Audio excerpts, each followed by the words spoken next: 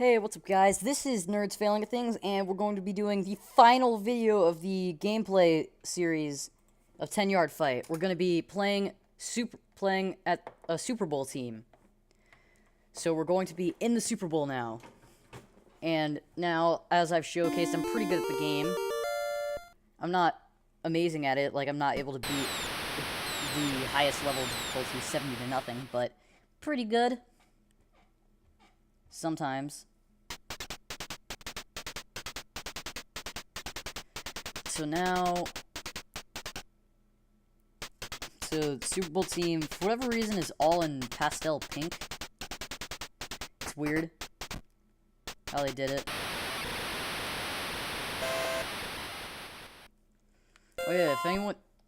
Also, if anyone hasn't seen any of the videos, watch James Veach.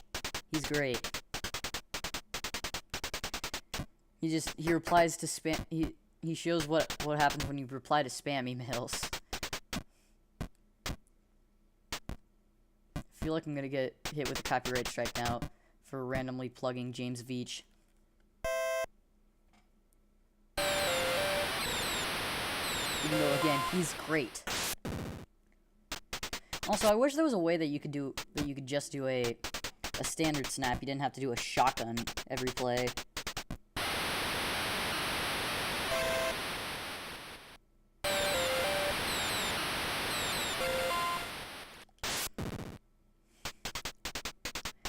Yeah, I've actually played a lot of football games and watched quite a bit of football, so I know how stuff works for the most part. And I think I may or may not have just hit my mic with my hand this time. So, oh wait, I just realized I think I got through that entire last video without hitting my mic. Wow. Okay, guys, that's a huge moment because I always hit my mic when I record. I don't know why. But I feel it's a lot more comfortable when you're doing a YouTube video. When you're just doing a YouTube video than it is a live stream. Just because you know there's not actually people watching. Unless there's nobody watching your live stream. Then it's even more, then it's comfortable because nobody's watching your live stream. But, because you're just sitting behind a monitor just playing a video game and talking. Which is kind of weird when you think about it. But I really need to get, I need to get I want to get a smaller second monitor and hook it up to my computer just so that I can see if it's recording right. So that I don't end up having to record certain parts of a gameplay series again, especially if I'm doing like I'm doing right now. I'm doing a bulk session. I'm recording parts 3, 4, and 5 all today. And with that bulk session,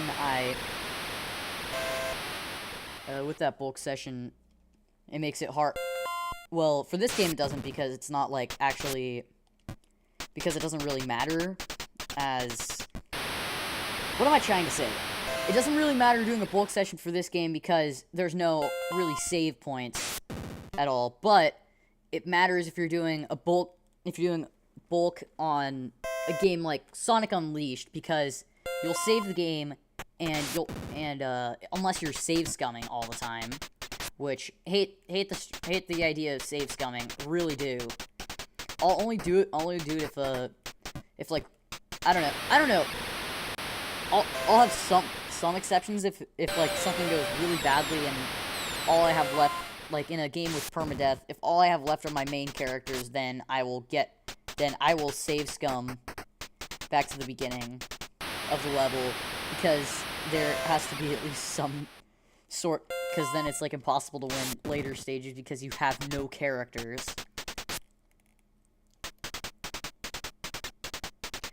But save scumming for the most part, I don't like it. And I think it's kind of a dumb practice. Because, I mean, the whole reason why you shouldn't save scum is because permadeath is permanent. That's the whole point. So don't try to bring it back. Don't try to bring people back. It's not gonna really do anything. It's just gonna make well, I guess you cheated not only the game, but yourself. Nothing was risked and nothing was gained. Ah, Sekiro purist. Sekiro's a pretty good game, though. From Software games are ridiculously difficult. Great. Feels great when you beat them. I haven't yet. But I mean, I've played Dark Souls. I haven't beaten any of them. But I think that's helped my skill, because most of video gaming is like attempt after attempt of stuff. Like, it's trial and error mostly. Why did I do a field goal? Dang it! I was accidentally pressing the down button. Well, I'm up 10-0, so who really cares?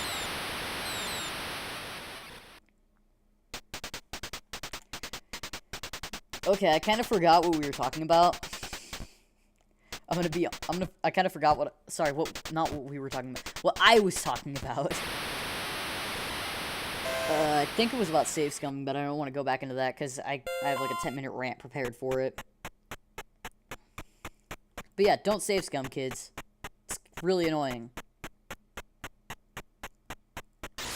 Like, only save scum if it's something that makes the game, like, pretty much impossible to beat. Like, if you somehow... Like, if you're playing Mario 64 and you somehow soft lock the game. Then save scum. Very much save scum. Though that's really not save scumming. That's, like, save state reloading. Or if you're playing XCOM and you legitimately accidentally soft lock the game. Then, again, you can save state reload.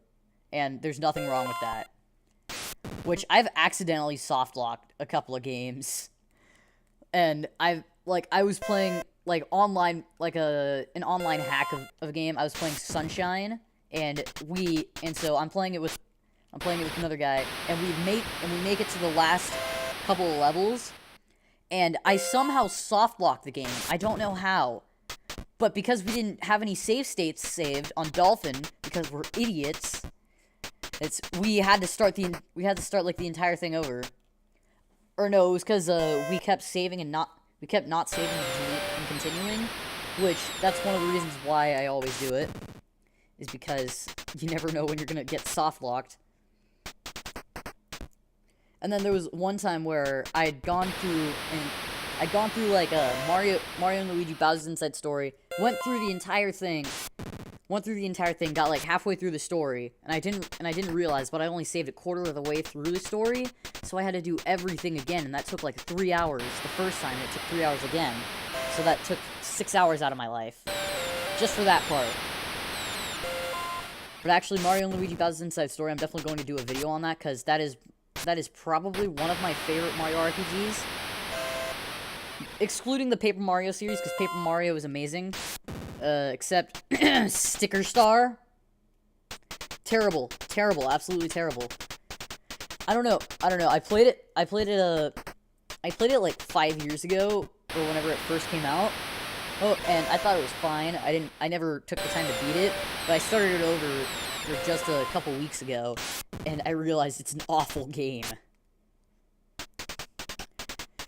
But yeah, Paper Mario, The 1,000-Year Door, even Super Paper Mario, I like Super Paper Mario, because I think the platforming aspect was good.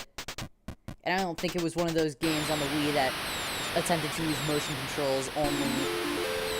Like, pretty much like half the sports games on Wii. But yeah, Sticker Star was pretty bad. I never got around to playing Color Splash. I have to at some point. But I also haven't played Paper Jam, just because out of sheer laziness. But I played Superstar Saga. That's a great game. And Partners in Time, another great game. And Bowser's Inside Story is probably the best of the... Well, actually, Super Mario RPG is the best of the Mario RPGs. Second best is Bowser's Inside Story, for sure. But after that, when it hit Dream Team, I got Dream Team, and I was just never into it. Like in the rest of the games, I was engaged in the story, but it wasn't really, the story on Dream Team wasn't that good. So, and the gameplay just felt uninspired and dry. And again, like I said, I didn't play Paper Jam. But yeah, there's my entire rundown of the Mario RPG series. But yeah, I play way too many video games. The 3D Mario games, in my opinion, 64 is the best. And I originally played 64 for the DS, and I loved that. I beat that game 7 times in the year that I had it. Well, more like 2 years, but 7 times in the 2 years. And then I got 64, and then I got regular 64. I bought an N64 controller, and I got an N64 emulator and everything. And I played the game, and I feel like it was even better just because of the using the controller. It felt authentic.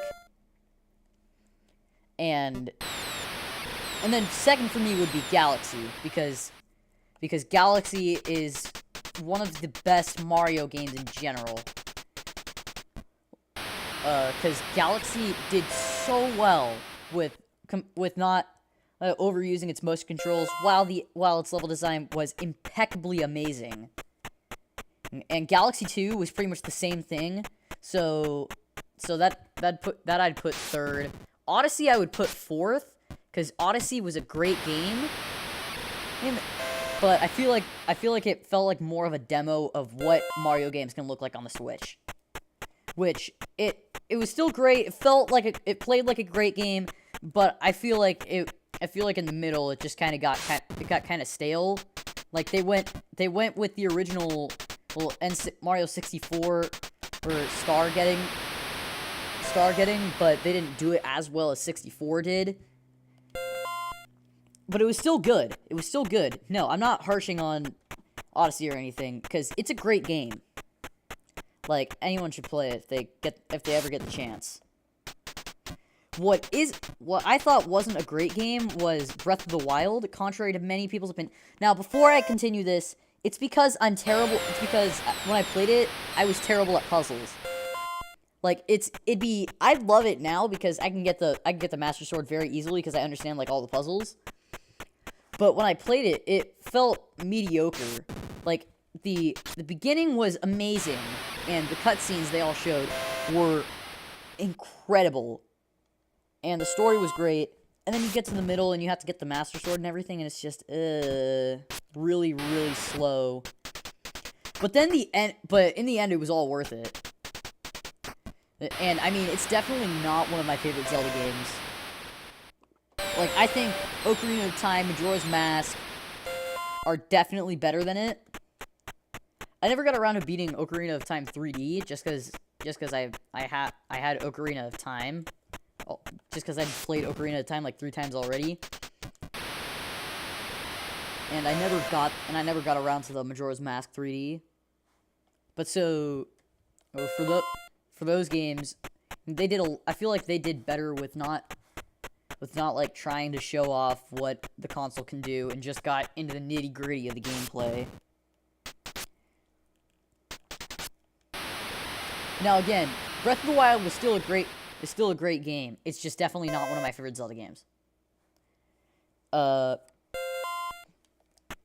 though definitely in my top list is Wind Waker and Twilight Princess. The Twilight Princess was an amazing game. And I think Skyward Sword was a great game too. Not as good as Twilight Princess or Wind Waker, but it was probably third in that generation. Just because they did the motion controls well, and it actually gave a use to like the shops and everything, or not the shops, the potions. Because in the original games, you could just find potions lying, and you could just find hearts, not potions, lying pretty much everywhere. And I don't know. I feel like they did a better job on the motion controls than most of the Wii games did. Though Sonic had a great span of Wii games, which I've played all of them. I haven't beaten all of them. But I've beaten Sonic Colors 16 times, at least. Like, I've 100%... I've done a partial complete, and any percent complete of it 16 times, probably. And I've done probably 100%, like, 5 times. Just because the game, it's not super hard, so it was, like, easy to play. but I don't know, I played it a long time ago. But yeah, Unleashed, I liked Unleashed, I liked Black Knight, I liked Secret Rings. I liked that whole, everything on GameCube and Wii for Sonic. And I mean, I might be looking back at it with rose-colored glasses, but I really did like them.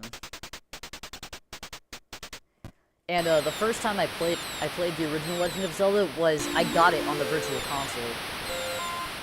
So the first time I played it was on the 3DS, or sorry, not the 3DS, the DS. And I never actually beat it because I couldn't, I was too lazy to figure out how exactly to beat it. Because I'd looked at like 7 guides and I was having trouble with like the 3DS. I don't know. The 3DS I also felt like I was save scumming on, because it allowed you to have a save state as well as have a saved game. So it just felt too much like save scumming for me.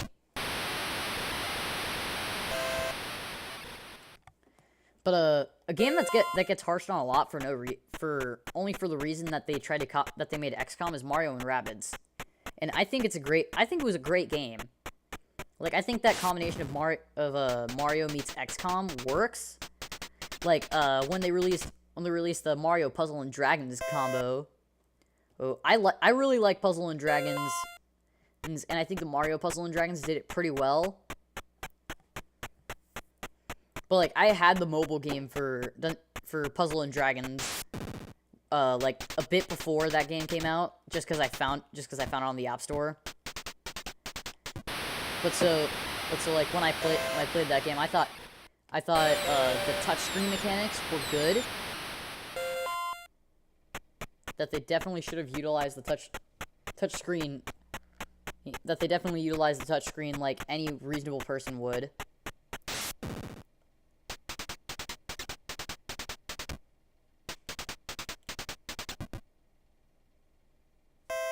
But, it works for the touchscreen just because it's a puzzle game. Like, I mean, the touchscreen wouldn't work as well as it does for that game for many other games. Do you know what is a great game? Cubic Ninja. Ugh. That game is awful, but the only reason it became popular was because of Ninjax. Which, for anyone who doesn't know what Ninjax is, it's a thing that took place for the 3DS so that you could hack it with Homebrew. And it required a Cubic Ninja game cartridge. Which Cubic Ninja is a horrible game. Don't ever play it unless you're trying to do that, because it tried to use not the NES, the 3DS's tilt controls badly, but it did it badly, and so it just ended up being a walking husk of a game. But it sold out in like 3 days after Ninjax was revealed. And I was able to find like I did play it, and I found like because you couldn't get it anywhere now without paying like $600. I was able to find like a decrypted 3DS ROM. Before anyone yells at me for piracy, I have a 3DS. I would have bought it if it was possible for me to buy it. But that's the whole reason why I play NES games on an emulator, is because I can't get these games for $40. Because they cost because people are very, very, very much like money and want us to spend $600 on a cartridge for this. This is not worth $600. This is worth $60 at best. It's like $60 could be its maximum launch price, and even then, that's too much. Like, $30 is a reasonable amount.